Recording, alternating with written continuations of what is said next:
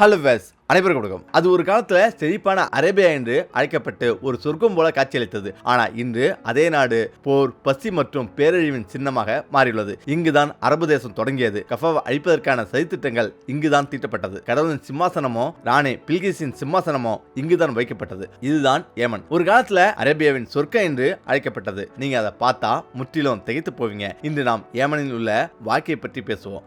ஏமனின் யதார்த்தம் உங்களை ஆச்சரியப்படுத்தும். அதன் ரகசியங்கள், ஏமன் தற்போதைய நிலைக்கு யார் பொறுப்பு, இந்த பலவீனம் எப்படி நடந்தது, இந்த நாடு இப்படி பலவீனமாக மாற என்ன காரணம், இன்று நாம் இந்த நாட்டை பற்றிய பல சுவாரஸ்யமான மற்றும் ஆச்சரியமூட்டும் உண்மைகளை தெரிந்து கொள்வோம். ஏமன் என்பது கிழக்கு மத்திய கடல்ல அமைந்துள்ள ஒரு பழமையான மற்றும் வரலாற்று சிறப்புமிக்க நாடாகும். அதன் அதிகாரப்பூர்வ பெயர் ஏமன் குடியரசு. பண்டைய காலங்களில் இப்பகுதி அரேபியா பெலிக்ஸ் என்று அழைக்கப்பட்டது. இதன் பொருள் செழிப்பான அல்லது பலமான அரேபியா என்பதாகும். ஆனா துரதிர்ஷ்டவசமாக இன்றைய ஏமன் இந்த பெயருக்கு முற்றிலும் எதிரான ஒரு சூழ்நிலையை எதிர்கொள்கிறது. ஏமனின் மொத்த மக்கள் தொகை சுமார் 35.5 மில்லியன் ஆகும். இது உலகின் 44வது பெரிய நாடாக அமைகிறது. ஏமனின் மொத்த பரப்பளவு சுமார் 5,27,000 கிலோமீட்டர்கள் ஆகும். இது உலகின் 39வது பெரிய நாடாகவும் அரபு உலகில் 4வது பெரிய நாடாகவும் விளங்குகிறது.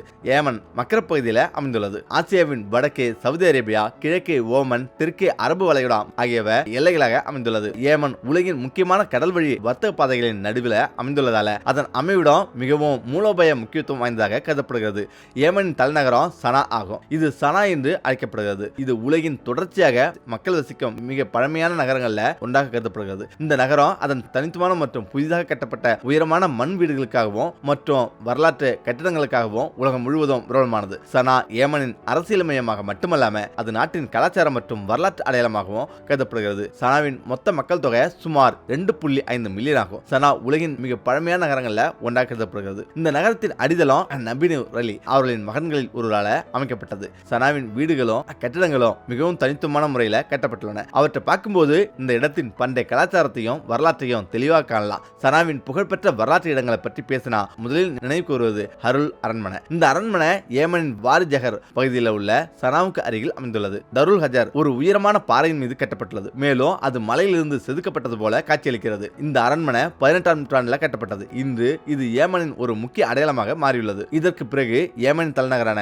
சன்காவில் அமைந்துள்ள மிகவும் அழகான மற்றும் பிரம்மாண்டமான மசூதியான ஜமேசலே மசூதி வருகிறது. இந்த மசூதி 2008ஆம் ஆண்டுல கட்டியமைக்கப்பட்டது. இன்றும் இது ஏமனின் மிகப்பெரிய மற்றும் மிகவும் பிரபலமான மசூதிகளில் ஒன்றாக கருதப்படுகிறது. பாபோ ஏமன் என்பது ஏமனின் சன்கா நகரத்தின் ஒரு பழமையான மற்றும் வரலாற்று சிறப்புமிக்க வாயிலாகும். இது சன்காவின் பழைய நகரத்தின் மைய நுழைவு வாயிலாக கருதப்படுகிறது. இந்த வாயில் ஏமனின் ஒரு கலாச்சார சின்னமாக மாறியுள்ளது. பாபே ஏமன் சுமார் 1000 ஆண்டுகளுக்கு முன்பு கட்டப்பட்டது என்று கூறப்படுகிறது. பண்டைய காலங்களில் இந்த வாயில் நகரத்தின் மைய நுழைவாயிலாக இருந்தது. இங்கிருந்து தான் மக்கள் நகரத்துக்குள்ள நுழைந்து வெளியேறினர். ஏமன் மக்களின் வாழ்க்கையை பற்றி பேசினா சவுதி அரேபியா, ஓமன் மற்றும் ஐக்கிய அரபு அமீரகம் போன்ற அதன் அண்டை நாடுகளின் மக்களுடன் ஒப்பிடும்போது மற்ற அரபு நாடுகளில் மக்கள் தங்கள் பொழுதுபோக்கு அனைத்தையும் நிறைவேற்றி மிகவும் அழகான வாழ்க்கையை வாழ்கிறார்கள். ஆனா ஏமன் மக்களை பார்த்தா அவர்களின் வாழ்க்கை மிகவும் கடினமானது. அவர்களின் அன்றாட தேவைகளை கூட சிரமத்துடனே பூர்த்தி செய்கிறார்கள். கற்பனை செய்து பாருங்கள். இன்றும் நீங்கள் ஏமனை பார்த்தா எந்த நவீன கட்டிடங்களையும் காண முடியாது.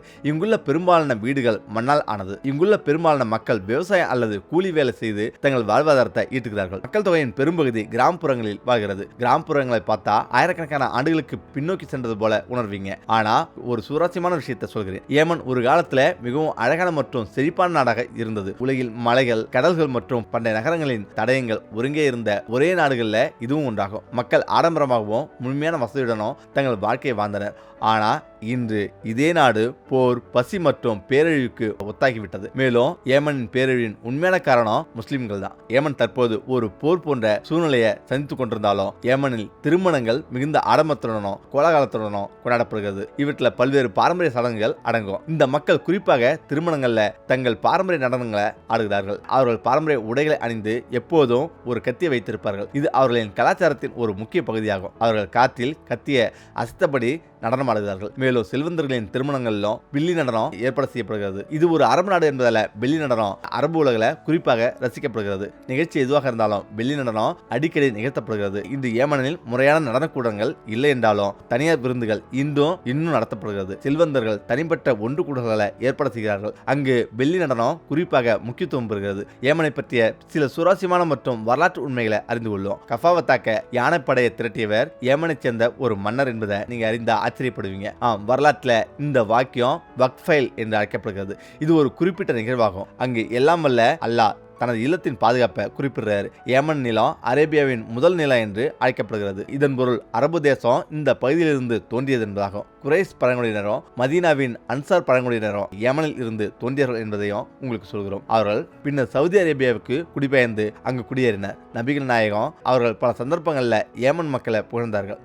அவர் ஏமன் மீதும் அதன் மக்கள் மீதும் அளவற்ற அன்பு கொண்டிருந்தார். அவர் நம்பிக்கை ஏமனுக்குரியது, ஞானமும் ஏமனுக்குரியது என்று கூறினார். இதன் பொருள் ஏமன் மக்கள் நம்பிக்கை, அன்பு மற்றும் ஞானத்தில் முன்னணியில் உள்ளன என்பதாகும். இன்றும் கூட ஏமன் நம்பிக்கையின் பூமி என்று அறியப்படுகிறது. ஏமன் டிராகனின் ரத்த மரம் எனப்படும் ஒரு தனித்துவமான மற்றும் அசாரண மரத்தின் தாயகமாகும். இந்த மரம் ஒரு குடையின் வடிவத்தை ஒத்திருக்கிறது மற்றும் ஏமனின் தக்த்ரா தீவில் மட்டுமே காணப்படுகிறது. இந்த மரத்திலிருந்து வடியும் டிராகன் ரத்தம் என்று அழைக்கப்படும் செந்நிற சாறு பல நூற்றாண்டுகளாக மருந்துகள் தயாரிப்பில் பயன்படுத்தப்பட்டு வருகிறது மற்றும் மிகவும் மதிப்புமிக்கதாக கருதப்படுகிறது. இந்த மரம் ஏமன்ல இயற்கை சின்னம் மட்டுமல்ல, உலகின் மிகவும் தனித்துவமான மரங்கள்ல ஒன்றாகும். ஏமனின் வடக்கு பகுதி இயற்கை செல்வங்கள் நிறைந்ததாக கருதப்படுகிறது. எண்ணெய், தாமிரம், இரும்பு மற்றும் தங்கம் போன்ற விலைமதிப்பற்ற கனிமங்கள் இங்கு அதிக அளவில் காணப்படுது. இந்த இயற்கை வளங்களே பிரிட்டிஷ் அரசாங்கம் ஒரு காலத்துல இந்த பகுதியை பல ஆண்டுகளாக ஆக்கிரமித்து அதன் மூலோபாய முக்கியத்துவத்தை பயன்படுத்தி கொண்டதற்கு ஒரு முக்கிய காரணமாக அமைந்தது. ஏமன் நாணயம் ஏமன் ரியால் என்று அழைக்கப்படுகிறது. கடந்த காலத்துல அதன் மதிப்பு மிகவும் அதிகமாக இருந்தது.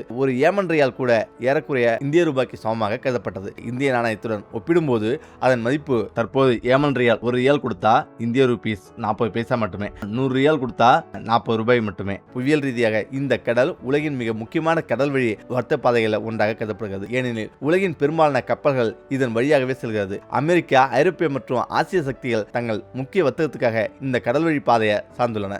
ஏமன் விரும்பினா சில நாட்களுக்கு உலக வர்த்தகத்தில் குறிப்பிடத்தக்க தாக்கத்தை ஏற்படுத்த முடியும். ஏனெனில் உலகின் மிக முக்கியமான சில வர்த்தக பாதைகள் அதன் கடற்கரைகளுக்கு அருகில் செல்கிறது. இந்த நாடு மேலோட்டமாக பலவீனமாக தோன்றுகிறது. இருப்பினும் அதன் நிலம், அதன் வளங்கள் மற்றும் அதன் புவியியல் நிலை ஆகியவை உலகின் பெரும் சக்திகளுக்கு எப்போதும் ஒரு சவாலாக இருந்து வந்துள்ளன. துரதிர்ஷ்டவசமாக இந்த முக்கியத்துவமே ஏமனின் அழிவுக்கு மிகப்பெரிய காரணமாகவும் அமைந்தது. எனவே இப்போது ஏமனின் தற்போதைய நிலைக்கு யார் காரணம் என்பதை கண்டுபிடிப்போம். ஏமன் இன்று இந்த நிலையை எப்படி அடைந்தது? உண்மையில் 2011 அரபு உலகில் அரபு வசந்தம் என்று அழைக்கப்பட்ட ஒரு மக்கள் இயக்கம் எழுந்தபோதுதான் ஏமனின் நெருக்கடி தொடங்கியது. பல்வேறு நாடுகளில் உள்ள மக்கள் தங்கள் ஆட்சியாளரிடமிருந்து சுதந்திரம், நீதி மற்றும் ஒரு சிறந்த வாழ்க்கையை கோரினர். ஏமனிலும் 30 ஆண்டுகளுக்கு மேலாக ஆட்சியில் இருந்த தங்கள் தலைவர் அலி அப்துல்லா சலேவுக்கு எதிராக மக்கள் வீதிகளை இறங்கி போராடத் தொடங்கினர். இறுதியில மக்கள் அழுத்தத்தின் காரணமாக அவர் அதிகாரத்தை கைவிட நிர்பந்திக்கப்பட்டார். ஆனா அவர் வெளியேறிய பின்னரே உண்மையான சிக்கல் தொடங்கியது. அதிகாரம் காலியான உடனேயே நாட்டில் அதிகாரத்துக்காக பல்வேறு குழுக்கள் சண்டையிட தொடங்கின.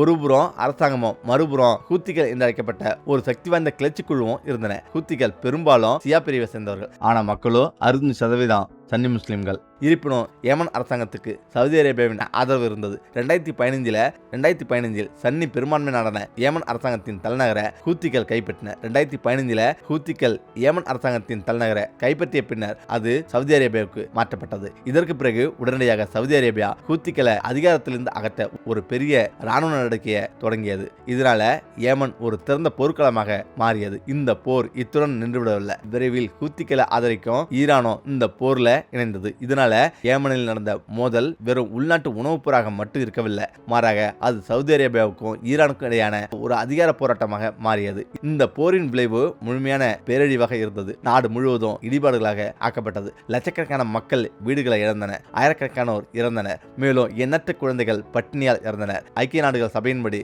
ஏமன் இந்த நேரத்தில் உலகின் மிகப்பெரிய மனிதாபமான நெருக்கடியை எதிர்கொண்டுள்ளது. இன்றும் அங்கே குண்டு வீச்சு, பசி மற்றும் நோய் ஆகியவை சர்வ சாதாரணமாக உள்ளன. பள்ளிகள், மருத்துவமனைகள் மற்றும் வீடுகள் இடிபாடுகளின் குவியலாக்கப்பட்டன. ஒரு காலத்தில் செழிப்பாகவும் வளமாகவும் அறியப்பட்ட ஏமன் துரதிர்ஷ்டவசமாக இப்போது உலகின் ஏழ்மையான நாடுகளில் ஒன்றாக உள்ளது. அதன்படி ஏமன் இந்த நிலையை அடைந்ததற்கான காரணங்கள் இவைதான். இந்த நிலைக்கு யார் காரணம் என்பதை நீங்கள் யூகித்திருப்பீங்க.